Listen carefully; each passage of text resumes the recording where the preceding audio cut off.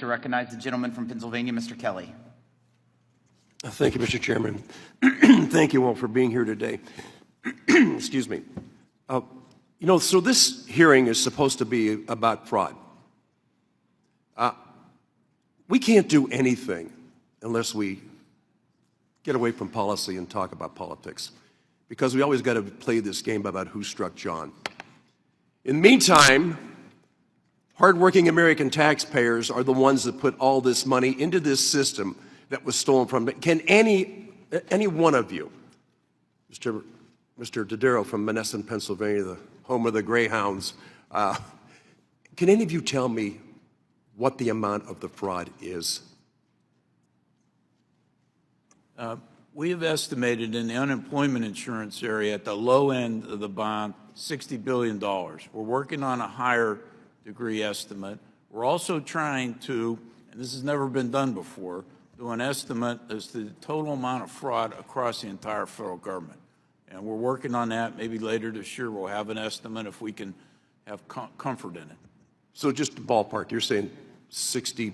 It's $60 billion at a minimum just in the unemployment insurance area. So it's a billion here, a billion there. Pretty soon it gets really heavy. Mr. Turner, just give me an idea what the amount of fraud is.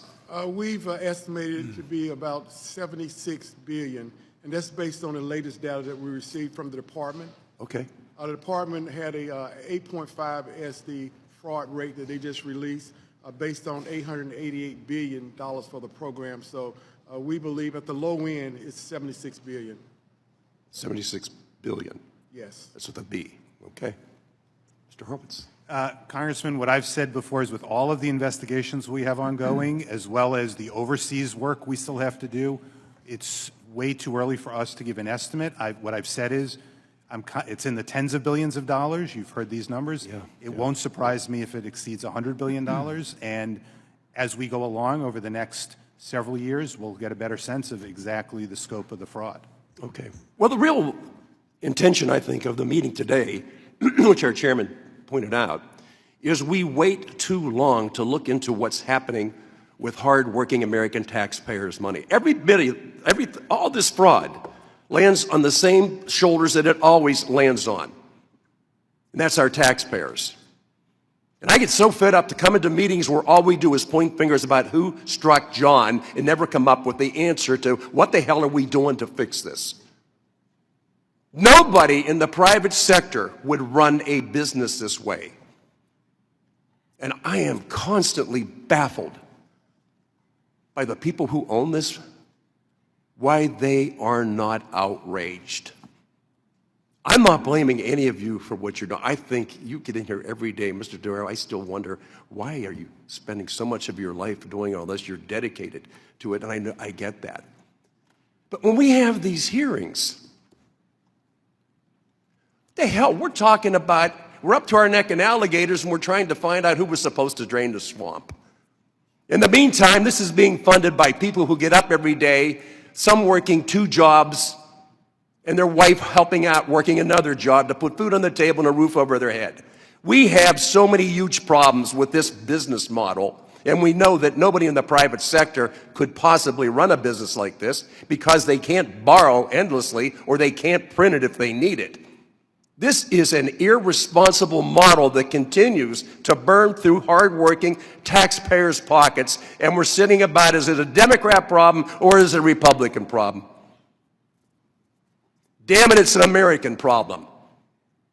Mr. Dodaro, you wanted to... Yes. I continue to pursue my public service to be the taxpayer's friend. God love you. At GAO, we return $145 to every dollar spent on us over the last 5 years on average. This is a problem regardless of the administration. In a few months, I'll be at work at GAO for 50 years. I've seen this problem over a period of time.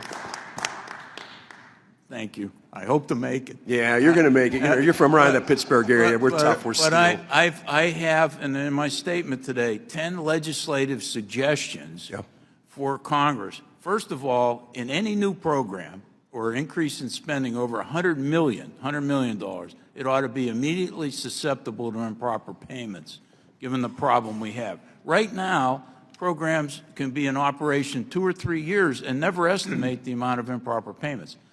Doesn't make sense, and some of these programs will fully expire before you even know early on. And I've got other legislative solutions. So there are things Congress can do to make this better.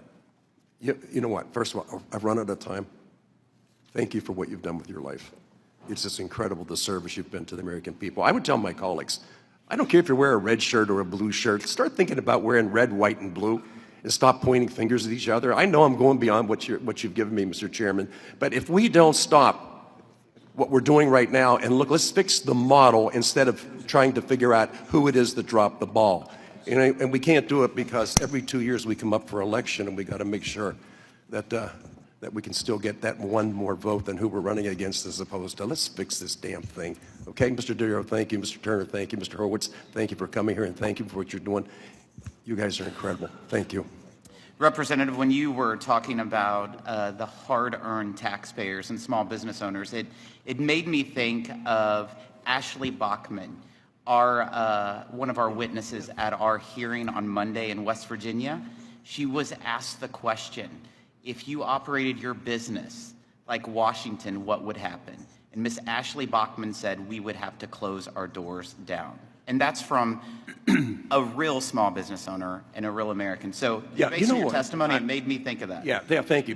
But I am a small business owner. It's third generation. And I remember one time we were talking about Tax Cuts and Jobs Act. I made the comment that there was 4 times in my life that I didn't pay any taxes at all. And the rest of the committee looked at me and said, well, how the hell did you do that? I said, we lost money that year. That's right. So if you have a model that works, use it. But I really do. I'm imploring all of us. It's not about red and blue. It's not about R's and D's. It's about people who elected us to come here and act in their best interest. So I appreciate this.